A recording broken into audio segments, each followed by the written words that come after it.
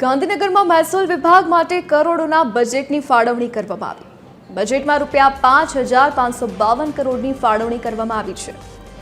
મહેસૂલી કચેરીઓના નવીનીકરણ માટે ₹92 કરોડની ફાળવણી કરવામાં આવી।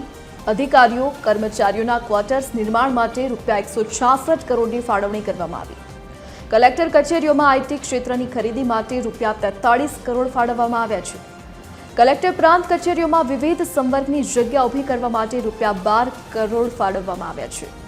દસ્તાવેજ રજીસ્ટ્રેશન વધુ સરળ બનાવવા માટે પોર્ટલ વિકાસ માટે ₹5 કરોડ ફાળવવામાં આવ્યા છે। નોંધણી તંત્રની કચેરીઓને સીસીટીવીથી સજ્જ કરવા ₹1 કરોડ ફાળવાયા છે।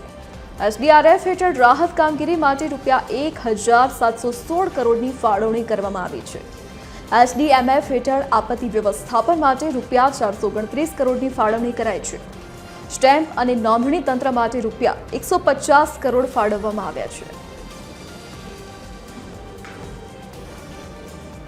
આપણા મહેસૂલ વિભાગના બજેટમાં આ વખતે કુલ 5,552 કરોડની એની અંદર નાગરિક કેન્દ્ર ટેકનોલોજી આધારિત પારદર્શક ઝડપી અને સરળ રીતે સેવાઓ મળે એ હેતુથી કરવામાં આવ્યું છે।